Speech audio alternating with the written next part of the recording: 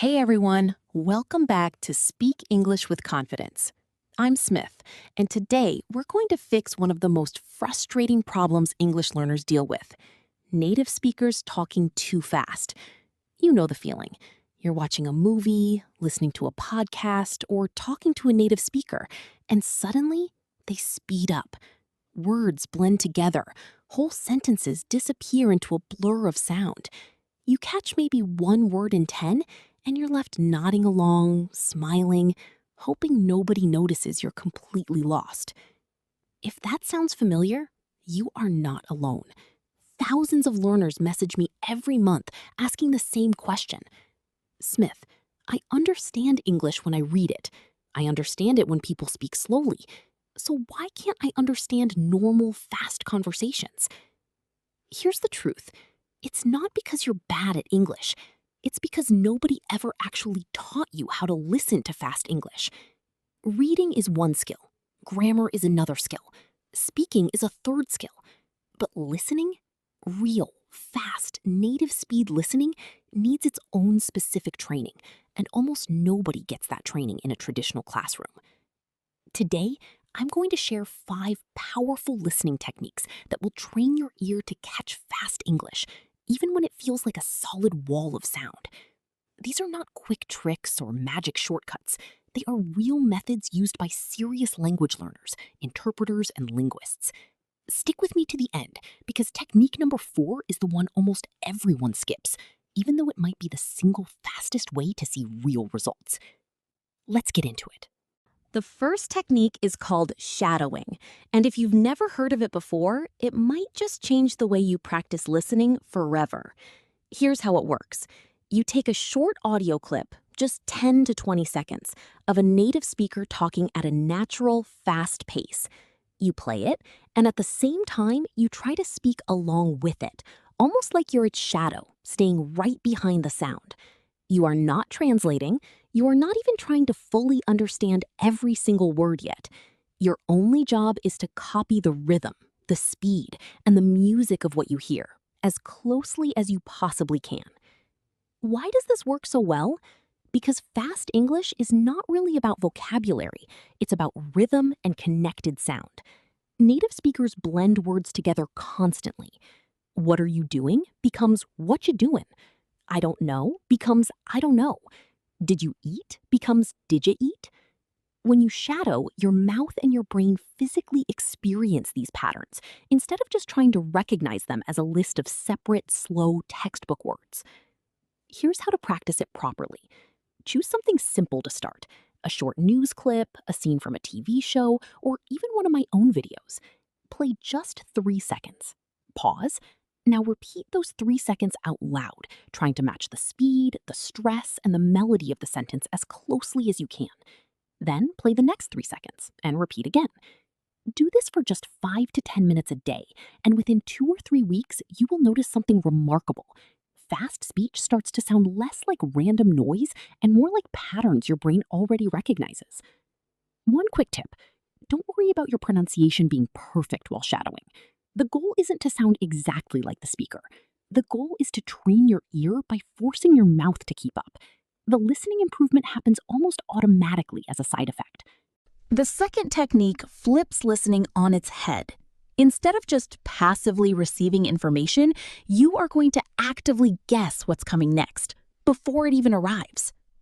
This is called predictive listening, and it's one of the secrets that strong, confident listeners use without even realizing it. Here's why it matters. Native English speakers don't process every single word individually. That would be far too slow. Instead, your brain fills in gaps based on context, grammar patterns, and common phrases you've heard 1,000 times before. The good news is, we can train this exact skill on purpose. Here's a simple way to practice it. Pick a video or podcast you haven't heard before, something with subtitles or a transcript available, if possible. Pause it every 10 or 15 seconds, ideally right before a key word is spoken. Based on the topic, the grammar so far, and common sense, try to guess what word or phrase comes next. Then play it and check whether you were right. For example, imagine someone says, "I was so tired that I decided to pause right there. What's probably coming next? Maybe go to bed. Maybe take a nap. Maybe skip the gym. You're not guessing randomly. You're using context clues, exactly the way native listeners do automatically every single day without even thinking about it. This technique trains your brain to anticipate language patterns instead of frantically scrambling to catch every individual sound as it flies by. And here's a nice bonus. It also dramatically improves your grammar instinct over time because you naturally start to feel what tends to come next in a typical English sentence. Technique number 3 might be the most overlooked one of all. Learning to listen for sentence stress instead of trying to catch every individual word. In English, not every word carries equal weight. Some words are stressed, louder, clearer, and longer. Other words get squeezed, rushed, and almost swallowed entirely. This is quite different from many other languages, where syllables tend to get roughly equal time and emphasis. In English, content words, nouns, verbs, adjectives, and important descriptive words usually get the stress. Function words like is, the, to, and of often get compressed almost to nothing. Take this sentence as an example. I'm going to the store to get some milk. A native speaker might actually say something closer to I'm gonna the store to get some milk, compressing going to into a quick gonna and barely even pronouncing the smaller connecting words. If you're trying to clearly hear every single word in that sentence, you'll feel like you're failing, like the speaker is going too fast for you to follow. But if you train your ear to catch the stressed, important words, store, get, milk, you can actually understand the whole sentence even when everything else blurs together. Here's your practice exercise for this one. Take any short audio clip and listen only for the words that sound stressed, louder, longer, or higher in pitch than the words around them. Write down just those stressed words on a piece of paper. Then listen again and try to fill in the connecting pieces between them using context. You will likely be surprised at how much meaning you can extract from just the stressed words alone. This is genuinely how native speakers process fast speech themselves. They're not catching every single word either. They're catching the stressed, important ones and filling in the rest using grammar and context, almost without thinking about it. Now, here's the technique I mentioned at the start of this video, the one most learners skip, even though it might honestly be the most powerful of all 5. Narrow listening. Most people listen to a piece of audio once, maybe twice if they're patient, and then move straight on to brand new content because they assume that variety automatically equals progress. But for fast listening specifically, repetition This works because your brain needs repeated, focused exposure in order to rewire how it processes unfamiliar sound patterns. Think of it like training a muscle at the gym. You don't build real strength by lifting a slightly different weight for one single rep every single day. You build strength through repetition, doing the same movement again and again until your body genuinely adapts. Listening comprehension works in almost exactly the same way. So here's your challenge this week.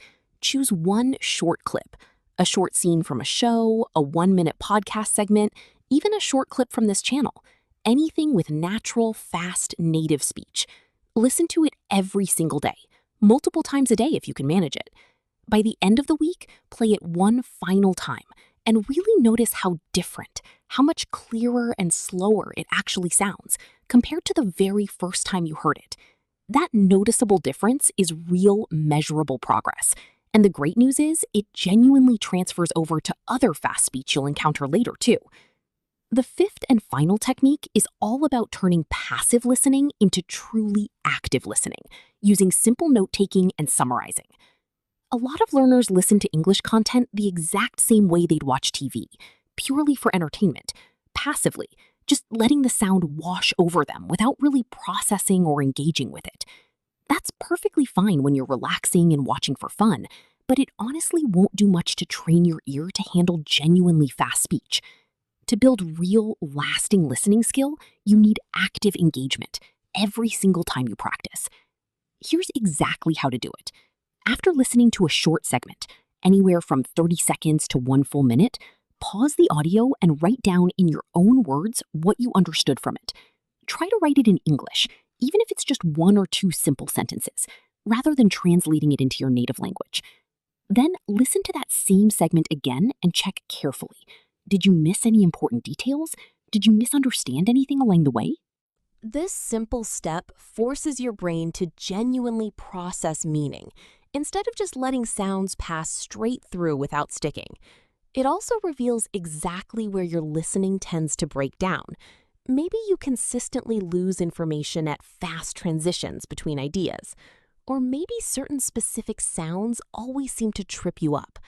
Once you know your own specific weak points, you can target them directly in future practice, instead of just hoping that general, unfocused listening practice will eventually fix everything on its own. Try this technique with short clips a few times every week. Over time, you'll start to notice your written summaries becoming longer, more accurate, and far more detailed. Clear, undeniable proof that your real listening comprehension is genuinely improving, not just your motivation or your confidence in the moment. Let's bring everything together. 5 techniques to help you finally understand fast English. Shadowing, to train your mouth and ear on rhythm and connected sound.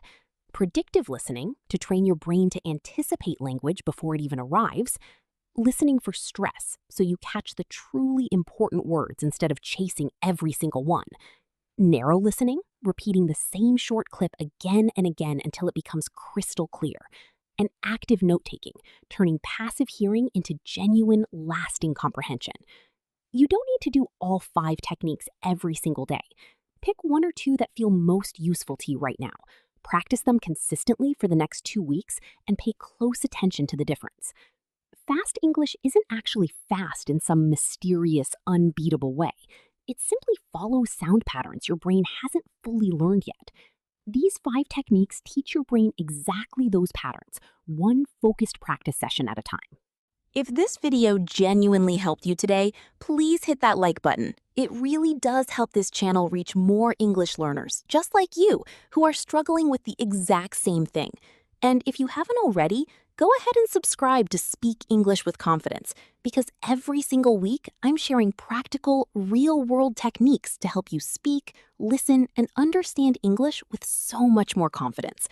Drop a comment down below and let me know which technique you're going to try first. Shadowing, predictive listening, stress listening, narrow listening, or active note-taking. I personally read every single comment, and I genuinely love to know exactly where you're starting from. Thank you so much for watching all the way to the end. Keep practicing, keep listening actively, and I promise you, fast English is going to start feeling a whole lot slower very soon. See you in the next video.